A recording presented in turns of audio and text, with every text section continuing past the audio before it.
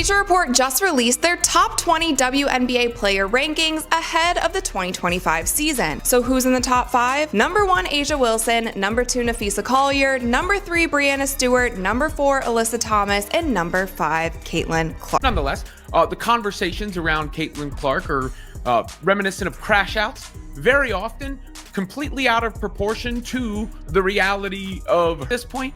But it is strange to see them continue with such passion, and really all they are is an indication of Caitlin Clark's motion and popularity.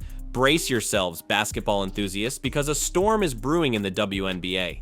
A seismic shift in perceived player value has just been registered, and it's sending shockwaves throughout the league and its fervent fan base.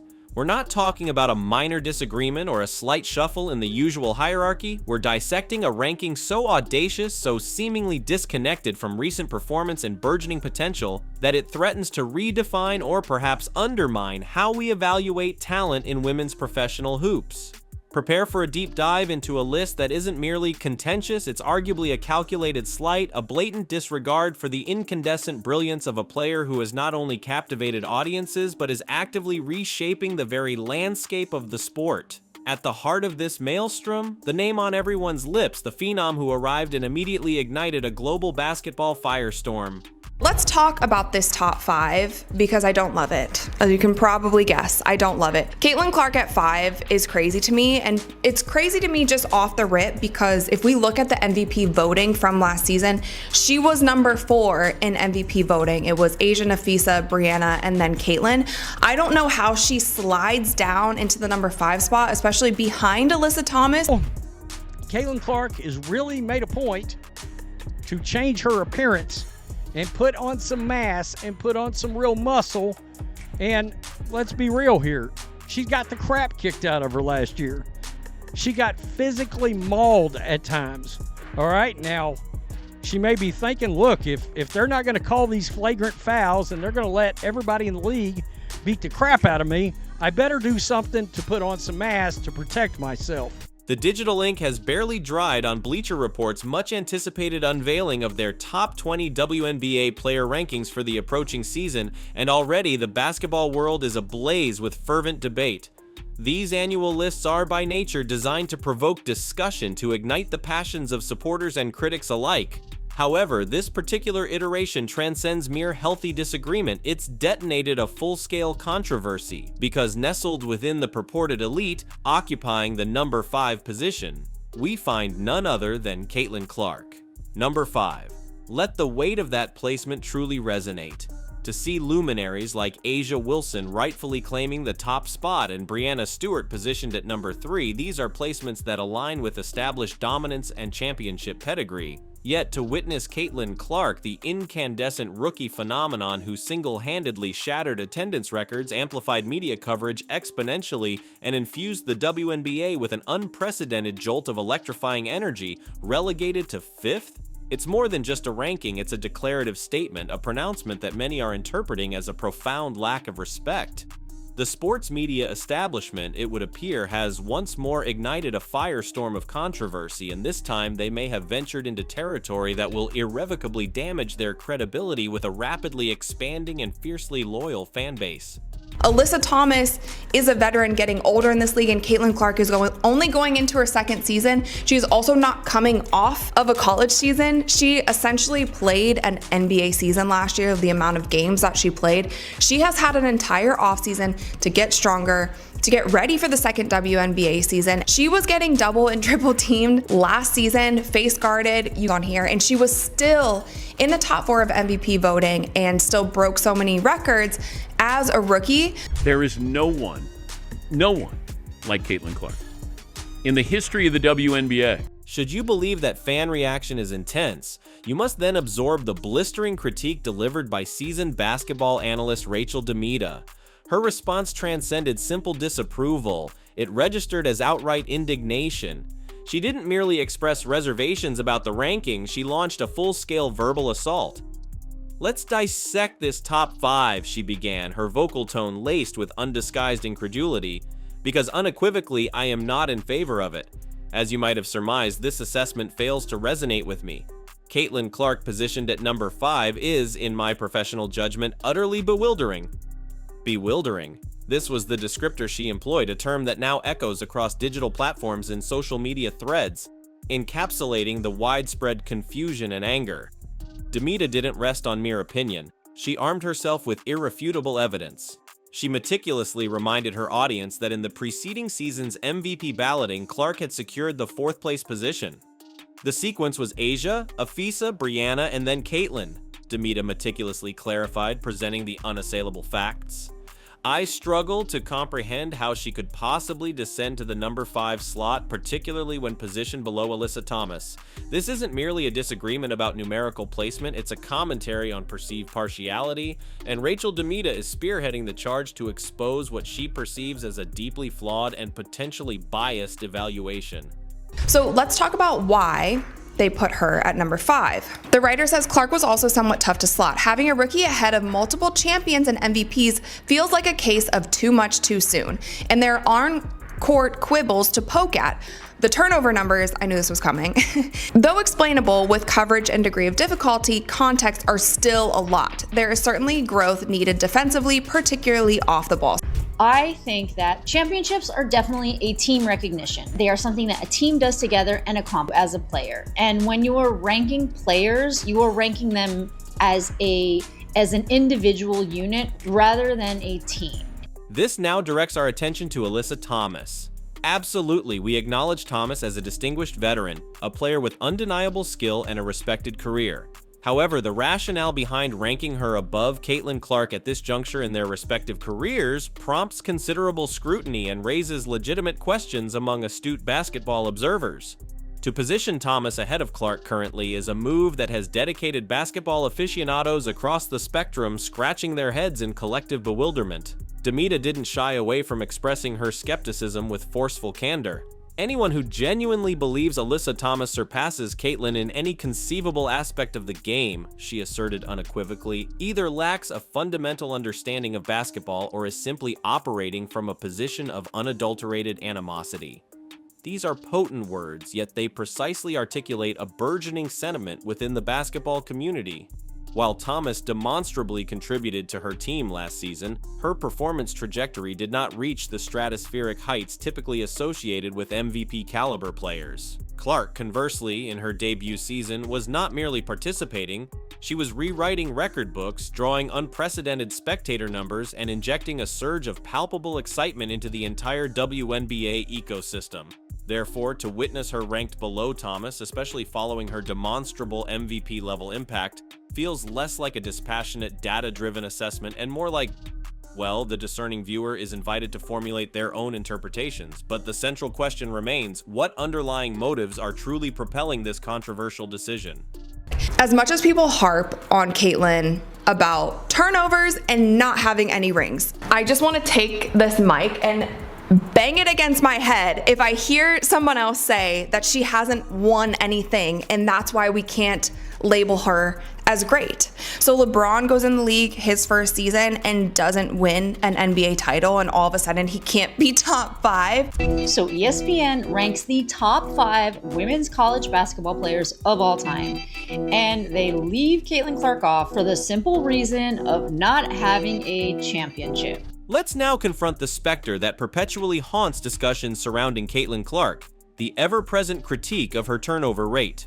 The contentious ranking article itself directly cites turnover statistics as partial justification for her diminished position. They characterize them as substantial, albeit acknowledging they are explainable considering the intense defensive focus and the complexity of her offensive role.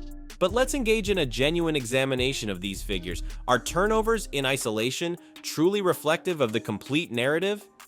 Rachel Demita, alongside a chorus of analysts and commentators, is mounting a robust counterargument against this simplistic interpretation. They persuasively contend that an exclusive focus on turnover numbers obscures a far more nuanced and compelling reality.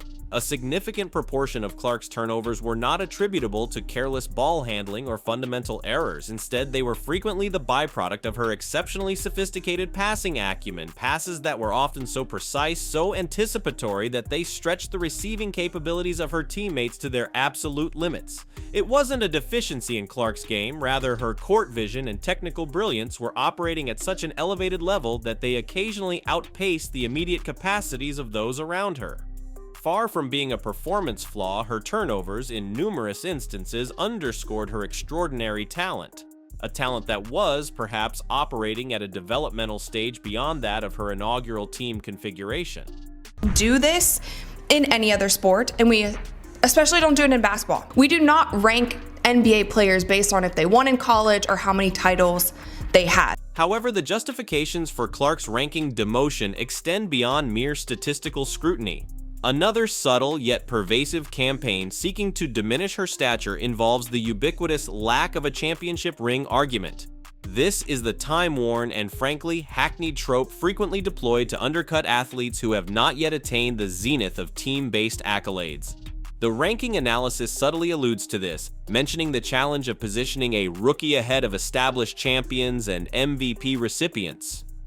But is the absence of a championship title a genuinely equitable metric for evaluating individual player merit, especially in the nascent stages of a professional career, specifically within their second season? Rachel Demita unequivocally dismantles this line of reasoning with searing logic. To the extent that individuals incessantly fixate on Caitlin's turnover count and her absence of championship jewelry, she passionately declares, her frustration palpable. I am tempted to repeatedly strike my microphone against my forehead upon hearing yet another utterance asserting that her lack of titles disqualifies her from greatness. She then delivers a decisive point of comparative analysis. Consider LeBron James entering the league in his inaugural season, not securing an NBA championship immediately. Does this solitary fact summarily relegate him outside the top echelon of players? The inherent contradiction is unmistakable, and Demita refuses to permit this transparent double standard to persist unchallenged. Maybe you get there at that point, but we do not do this, especially in their first year. So the fact that they're putting her at 5 just because other people have won championships is just a cop-out, in my personal opinion. Here, the narrative arc takes an even more unsettling turn. This episode of perceived biased assessment against Caitlin Clark by prominent sports media entities isn't an isolated incident. Recollect the events from her collegiate career. ESPN, ironically, the very network now amplifying WNBA coverage, orchestrated a strikingly similar maneuver. They disseminated a ranking purporting to identify the definitive top 5 women's college basketball players of all time, conspicuously omitting Caitlin Clark from the roster entirely. The stated rationale predictably mirrored the current critique, the absence of a national championship ring. It's as if a predetermined strategy is in play, a codified playbook that dictates, whenever the objective is to minimize Caitlin Clark's impact, the rings argument becomes the default weapon of choice. It generated significant controversy then, and the present situation resonates with an unsettling sense of déjà vu. ESPN strategically utilized Clark's captivating image to maximize viewership engagement, even provocatively titling their digital content piece, "Is Caitlin Clark the greatest of all time in college basketball?" Only to then, in a bait-and-switch tactic, exclude her entirely from the actual top 5 ranking presented within the video itself. This calculated manipulation exemplifies the very definition of clickbait tactics employed to generate revenue at the expense of journalistic integrity and fair representation.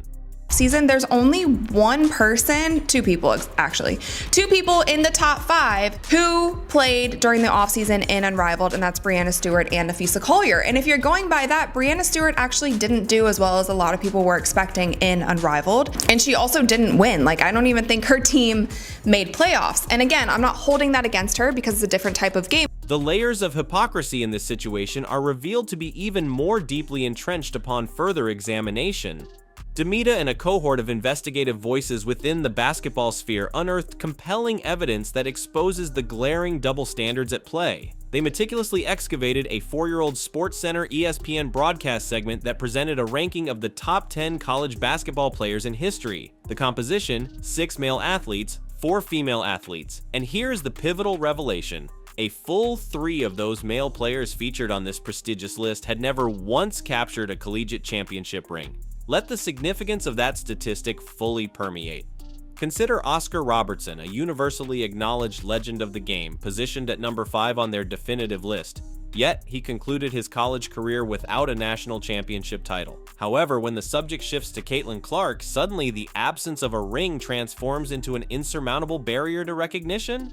This is not merely inconsistency, it is a demonstrable application of a bifurcated standard, and it becomes increasingly challenging to interpret it as anything other than a deliberate and systematic endeavor to minimize Clark's accomplishments and profound influence on the sport. The criteria for greatness, it appears, undergo radical transformation depending on the individual under evaluation, particularly when that individual is Caitlin Clark.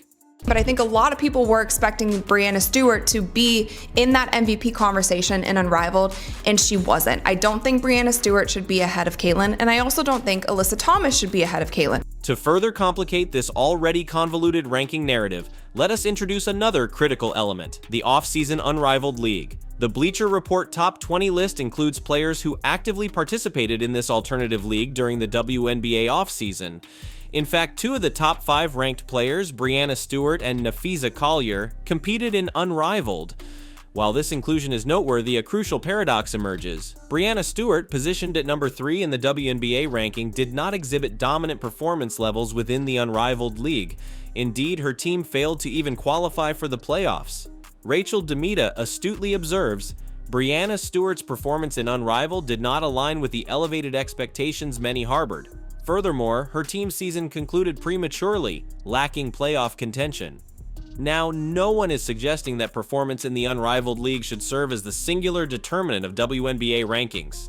However, if Stewart's relatively subdued Unrivaled showing isn't held against her, why should it seemingly contribute to her elevated WNBA ranking, particularly when juxtaposed with Caitlin Clark, who dedicated her off-season to intensive training and strategic development explicitly for the upcoming WNBA season? This inherent contradiction in evaluative criteria is perplexing to say the least, and fuels further speculation regarding potential underlying biases influencing these rankings. This entire ranking controversy ultimately converges upon a fundamental philosophical inquiry. What truly constitutes a top player, a most valuable player? Is the definition solely circumscribed by quantifiable statistics, cold numerical data printed on box scores, or does it encompass a more holistic assessment incorporating less tangible yet equally critical elements? Does it account for the immeasurable impact a player exerts upon their team's cohesion, their capacity to elevate the performance of their teammates, to fundamentally alter the dynamics of the game itself? Rachel Demita articulates a compelling argument for this broader, more nuanced perspective.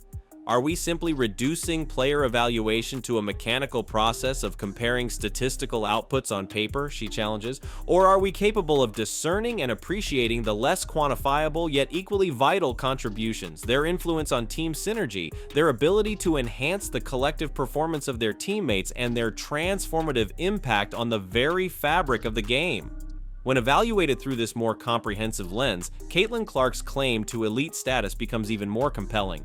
She is not merely accumulating impressive statistics. She is demonstrably generating record-breaking attendance figures, inspiring a burgeoning generation of passionate fans, and compelling opposing defenses to completely reconceptualize their strategic approaches. She is demonstrably reshaping the game, both within the confines of the court and in the broader cultural landscape. When it comes to elevating your team, it's like, how much does that go into the MVP conversation? Are we just going to put these players' stats on paper and compare them in that sense? Or are we going to see how they're also impacting their team, elevating their teammates, and making their team better? While segments of the media and certain analysts remain preoccupied with attempting to diminish her profound impact, Caitlin Clark is demonstrably not resting on her laurels. Credible reports are circulating detailing her rigorous off-season regimen, her focused dedication to physical conditioning, the deliberate transformation of her physique through targeted muscle development, and the meticulous refinement of her already formidable skill set. Having endured relentless physical challenges and consistent double and triple team defensive schemes during her rookie campaign, Clark is unequivocally preparing to return to the court even stronger. even more dominant, and even more strategically astute. As Demita astutely notes, it is evident that Caitlin Clark has prioritized a physical metamorphosis, consciously adding mass and cultivating significant muscle definition. Her strategic rationale may be rooted in the realization that if officiating bodies are disinclined to penalize flagrant fouls and appear to sanction a degree of physical intimidation against me, then proactive physical augmentation to enhance self-protection becomes imperative. This strategic off-season preparation transcends mere individual improvement. It serves as a clear and unmistakable declaration of intent to the entire WNBA. Caitlin Clark is demonstrably elevating her game, and the league would be well advised to prepare accordingly for her intensified presence. I think it's a fine balance. I think it's a fine balance between the two. So it's a bit of a toss-up for me here with my top three, because Napheesa Collier, we got to see her play during the offseason, and I thought she did incredible. I thought her game was elevated. Her footwork is absolutely unmatched. Caitlin Clark, we did not get to see during the offseason. Thus, what fundamental insights can be gleaned from this highly charged ranking controversy? It transcends the confines of a single list or the subjective opinions of individual analysts. It unveils a discernible pattern, a carefully constructed narrative being disseminated by specific factions within the sports media establishment. This narrative appears resolutely determined to downplay, diminish, and actively discredit Caitlin Clark, irrespective of the overwhelming empirical evidence that contradicts such an assessment. However, there remain intrinsic elements that these external forces cannot manipulate or control. Caitlin Clark's innate prodigious talent, her unwavering inner drive and competitive spirit, and the undeniable surge of electrifying excitement she injects into the WNBA product. Rank her 5th, rank her 10th, endeavor to marginalize her profound impact. Ultimately, such attempts prove inconsequential. Caitlin Clark is demonstrably a force of nature within the sport, and her unfolding narrative is only just commencing its most compelling chapters. While certain media outlets may persist in casting shadows of doubt, the trajectory of the WNBA and indeed the entire domain of women's basketball is undeniably illuminated and enriched by the presence and contributions of transformative players like her. What are your perspectives regarding this contentious ranking? We invite you to share your insights in the comment section below. And as always, we encourage you to engage with our content by liking, sharing, and subscribing for continued basketball analysis and updates. Thank you for your viewership, and we eagerly anticipate connecting with you in our subsequent video presentation.